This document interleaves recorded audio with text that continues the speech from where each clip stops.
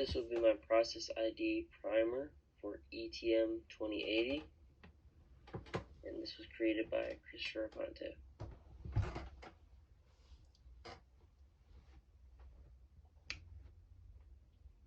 The first process that I dived into was injection molding. The current 3 products on the slide are all injection molded. The mold is created for the item, and the plastic material is then injected into the mold. And it fills the mold out and leaves no hollow shapes. These 3 products on the current slide are all injection molded.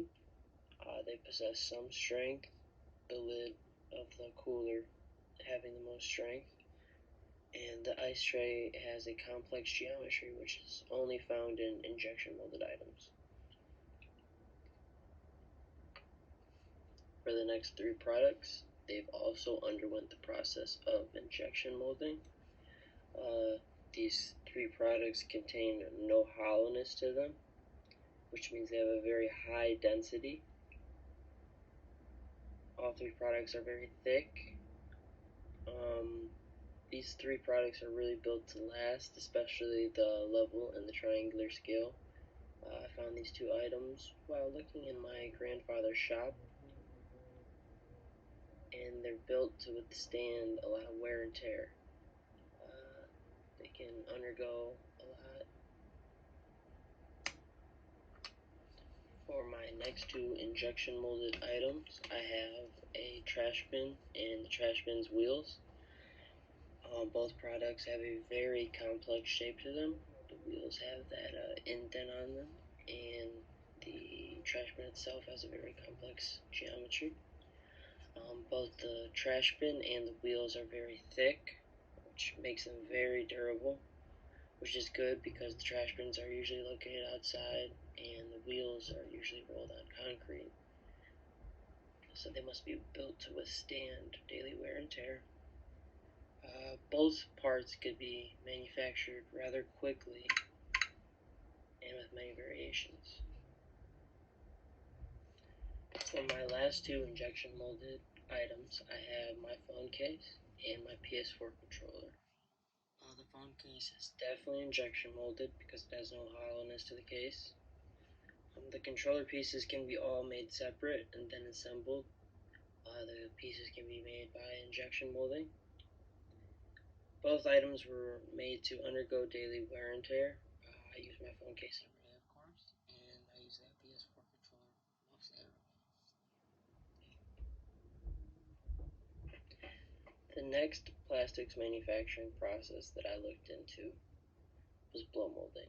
The blow molding process is used on mostly bottles and products of that nature.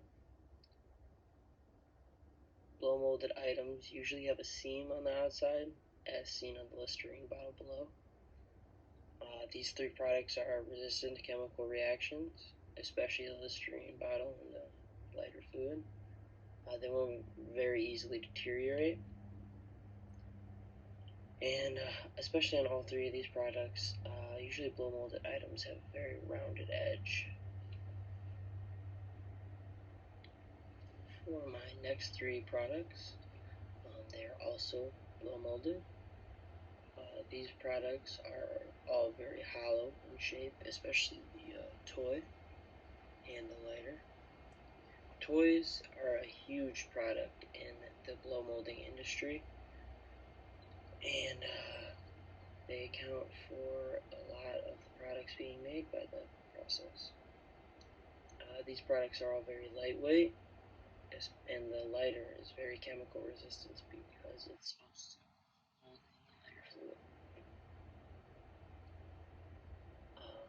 For my next 3 products, they have also been blow molded. All these 3 products have a very rounded edge. The seam appears on the outside, and the geometry is very easy. For a product like the White Jug, many of the same product can be made at one time by using many of the same mold and just different air hoses used on each mold when crafting the product.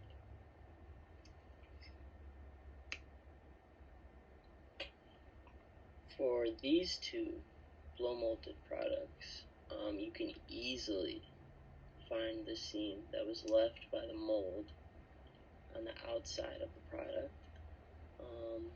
For the sandblaster, the logo would have to be placed on the inside of the mold so that it can be translated to the outside of the project. That's why you see the seams on the outsides as well. Blow molding is also used to encase intricate electrical work, as seen on the power strip, because it's very hollow.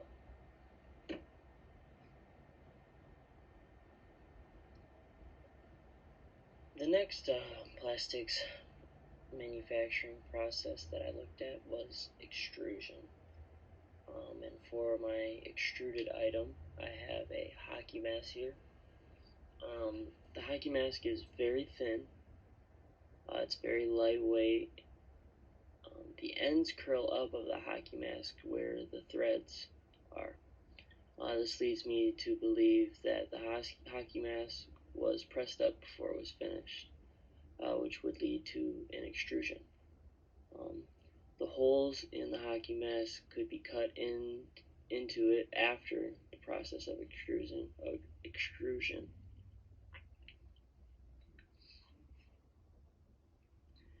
The next plastics manufacturing process I looked into was rotomolding, which is otherwise known as rotational molding. This product is a very well-rounded finish, which is common in rotomolded items. The sides are even in thickness, also common in rotomolded items. And with a wide diameter and being a circular object, it can easily bend on a biaxle, which is two axes, and it can go in two different circles to create the design shape that was needed for the product. The next plastics manufacturing process that I looked into was vacuum forming. I can tell that this product was vacuum formed because it is a thermoplastic material, which means that it could be heated up and then easily molded into the desired shape that it was needed to. This material was probably placed over a mold and then compressed into the desired shape. The container is also very hollow, which is another characteristic of a vacuum formed product. For the compression molding process, a product must be a thermoset so it can endure heat.